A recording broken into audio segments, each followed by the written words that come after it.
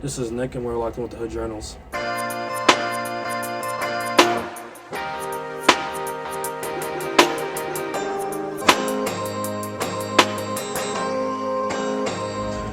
Welcome to the Hood Journal. I'm here with Nick. Yes, sir, Nick.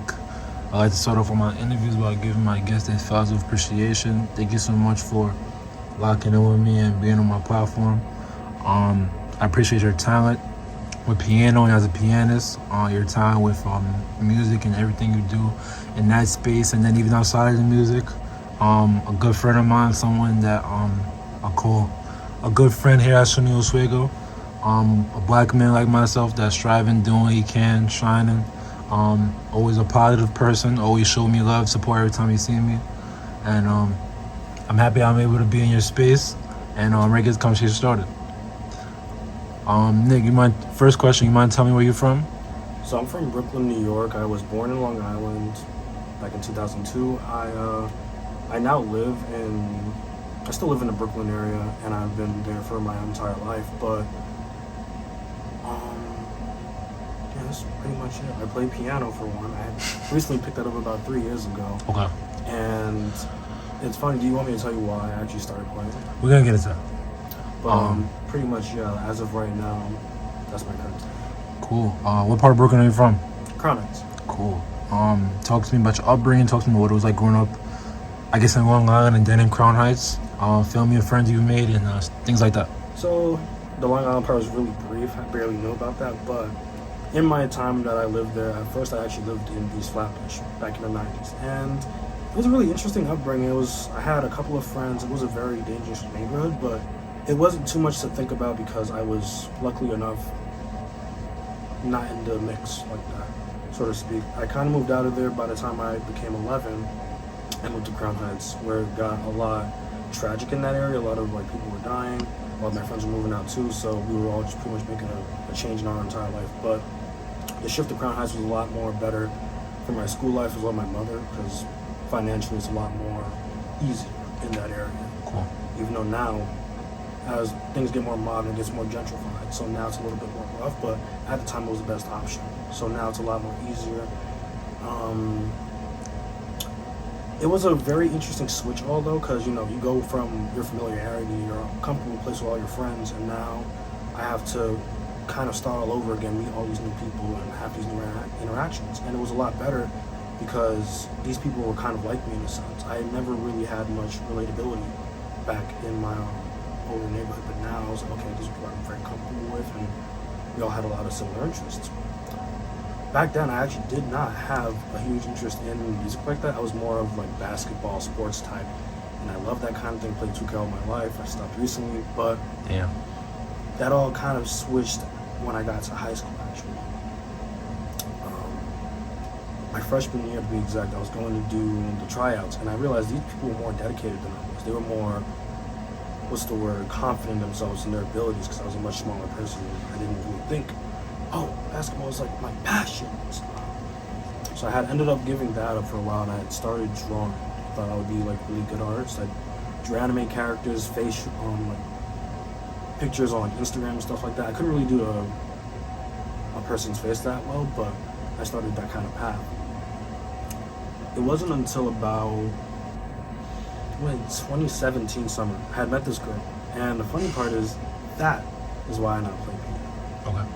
So she played this one song, and I'm like, oh, this is great. And I'm like, hey, do you like piano a lot? She's like, I'm okay with it. Instantly asked my mom, can I get a keyboard? Can I get a keyboard? I got the keyboard. And I learned the song Thinking About You by Frank Ocean, that little drum right there. I was like, oh man. By the time I finished learning it, we stopped talking. So I was like, man, I showed my teacher it. He was like, oh, that's pretty nice. And every now and then I come with other hit songs like Don't by Bryson Tiller, what's it called? I Feel Coming by The Weeknd, stuff like that. So as time went on, he was like, you have potential. I think you can really make something of yourself with this. And I'm like, I really don't know else what I would do, so why not? Gave it a shot. He showed me these 3 chords. I'm going to play them for you right now. Let's hear it. And it sounded like this.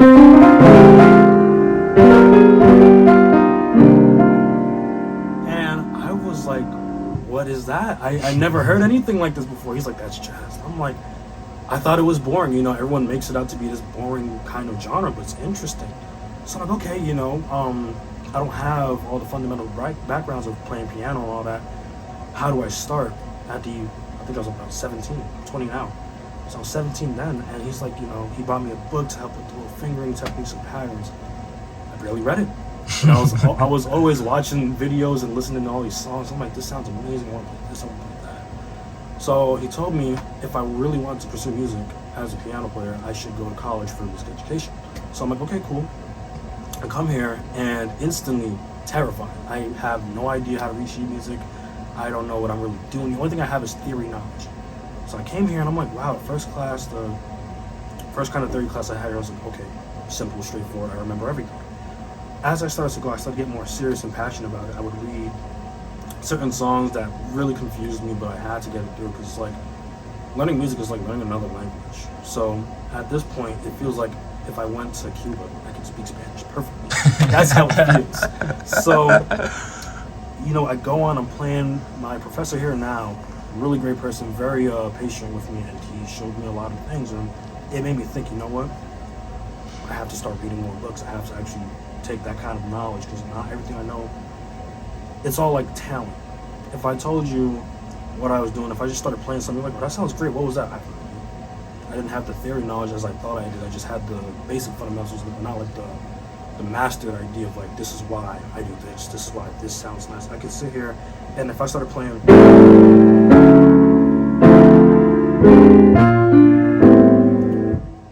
if I didn't have the theory knowledge, I'm like, oh, that just sounds nice to my ear. Okay, but why does it make sense? And now I can tell you the answers to why all these things that I do in this is like, okay, this doesn't sound right, but if you play it in this context, it's great. So that's pretty much up to current day now. I have all the basic fundamentals of like, okay, now I can start mastering this kind of craft. Cool. Well said.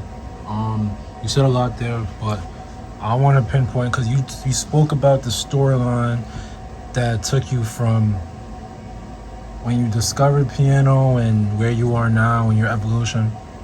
But I want to know, what was it about music and about piano that attracted you? Like you said, you wanted to be a basketball player, you wanted to be an athlete before, and you didn't have the passion, you didn't have the love that you thought you had for it. Why transition into music? And at such a young age too. I feel like it was funny. I had a couple of switches. It kind of started slow. At first, it was always about basketball. Then it became, oh, I worked out a lot. Maybe I could be a fitness coach. So it was never like I was still out entirely of the athletic scene. It was just kind of more, I didn't really care as much. Like, I started working out, and people were like, man, you look amazing for your age. You look great. You're fit. And I'm like, you know, I don't really see it. I see myself every day. So I was like, man, maybe I could be like a coach. I don't want to be a gym teacher, but like a coach for some sort of like actual team, whether it be like at least college or at least high school, something that pays. But eventually I realized I really liked artistic things. Music was like, you know, you could listen, you can go a whole day listening to music, but you don't really sit there and think about it sometimes. For me, it was just kind of like, oh, yeah, this is my favorite song by Drake, this is my favorite song by such and such, Alicia Keys. But it was literally, once I met that girl, something about it was just, okay, I do want to hear more piano. Because piano was just kind of, it's a nice instrument, but for some reason just locked into my mind, I really want to hear more of this. And then once my teacher showed me those chords, it secured it from that moment. Once he showed me this kind of idea, and then transposing it.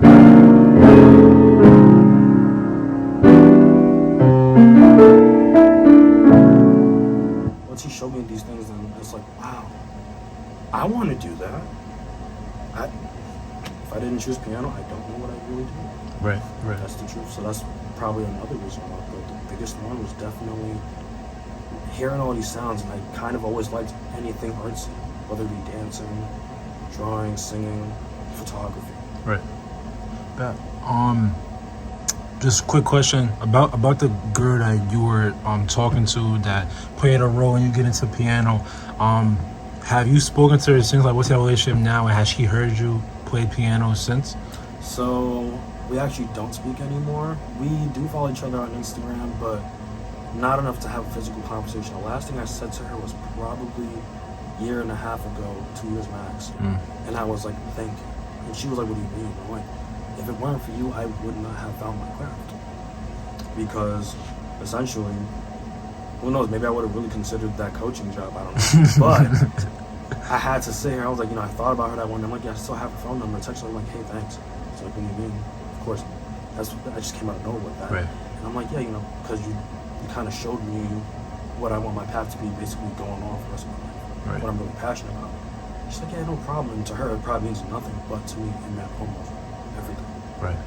Bad. You spoke in your last answer that learning how to play piano and like the first classes that you took when you entered SUNY Oswego were difficult, and there's a little bit of an intimidation factor. And I met you in 2020, your freshman year of college. What was it like learning how to play a new instrument during a pandemic?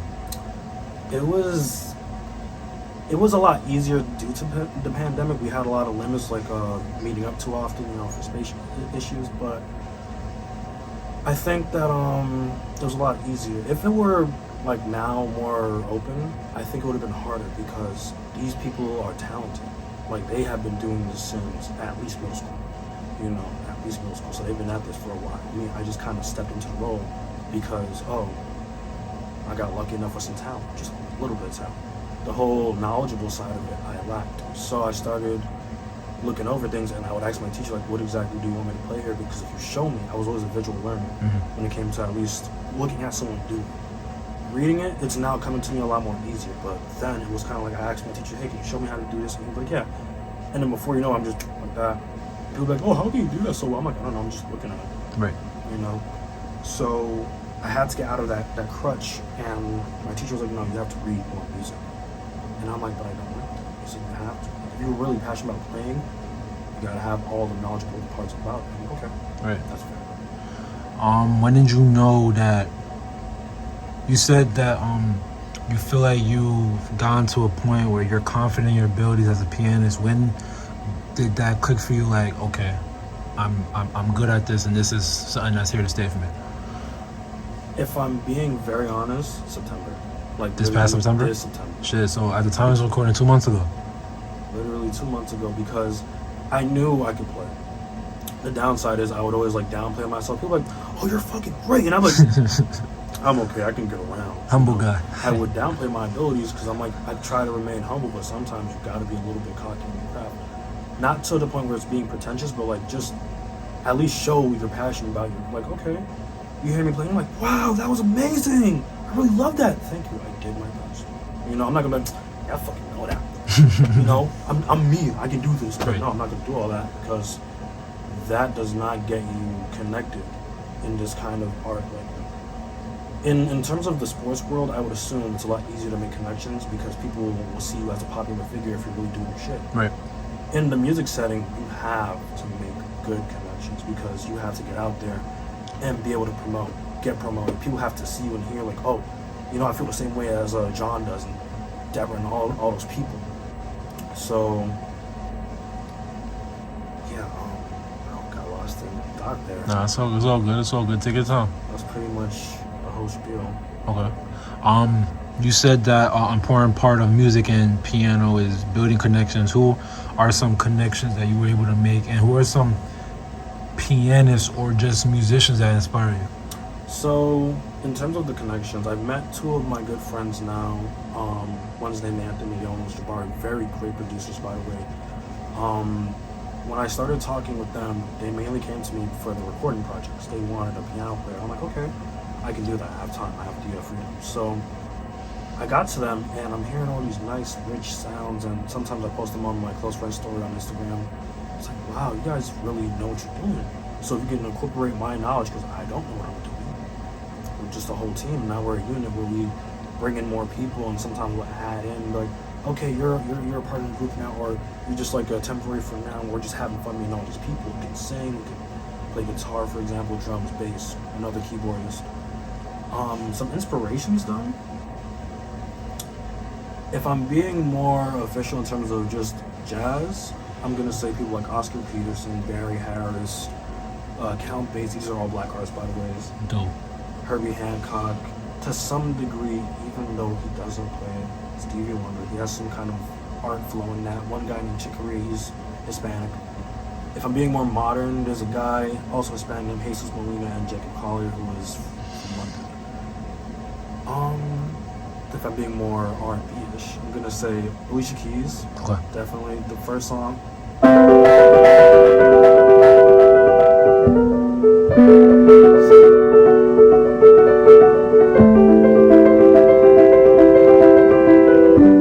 That kind of stuff right there. I didn't need that, but that kind of song right there was like, wow, melodically simple, but very impressive how she makes that kind of sound very rich.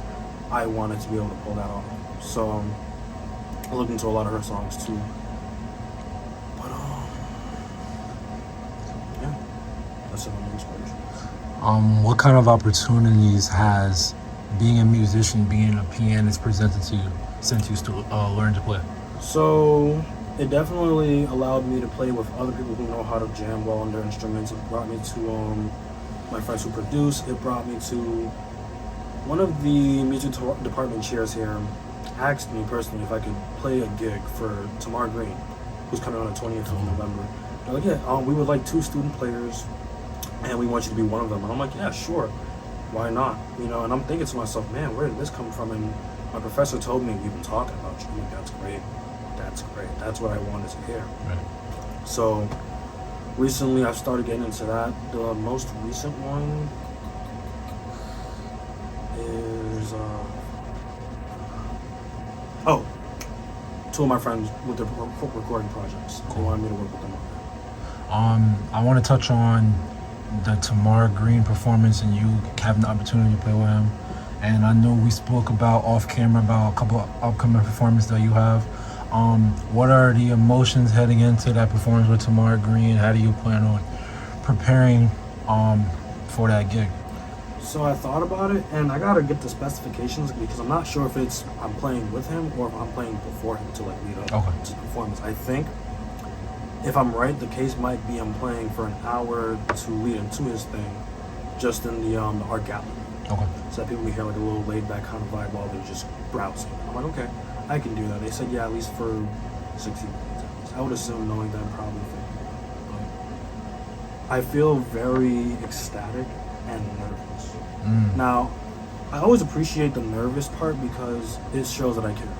Like, even though I'm sitting here right now and the first thing on my mind is probably, my homework and not him, I know when I get there, I'm going to be like, holy shit, it's my first gig. Right. You know, it's going to be a great time, and man, what am I going to do? All these nerves. But I am happy that I got this opportunity. That's dope. I'm happy for you, man. Best of luck. And do your thing. I got faith in you. I got confidence in you like you're doing yourself. What role does piano, jazz, whatever category you might figure yourself in play in the culture, I guess to say? Or black culture for me, you know? So one of the biggest things that people don't actually consider is that jazz is a part of black culture, heavily. Because it's like, when you think jazz, you probably think of white face, glasses, laid back, all black outfit. And you're like, man, this is white. No. If you think about the Renaissance, I didn't do a lot of studying when it came to that timeline, but I did understand a lot of jazz and like these ideas of neo-soul, these ideas of funk, groove, all these things. These are black related things. The only thing that white people really have, if I'm being honest, is country. You know, maybe even blues, but primarily just those 2 things. Everything else is pretty much a big thing that we made. Right. So when it comes to jazz and all these ideas and sounds, you're like, this isn't black stuff. This is. The ability of teaching it is unfortunately primarily taught by white people. But when you get down to the roots, go to New Orleans. What do you hear? Jazz. You might hear a little country twang, but you'll hear jazz, you'll hear trumpets, you'll hear sax, all these good rich sounds. When you go down, basically majority down south areas, that southern-ish borderline, you're hearing a lot of nice jazz. In New York, what's it called? Blue Note. A lot of people go there and all you're hearing is nice, rich stuff like...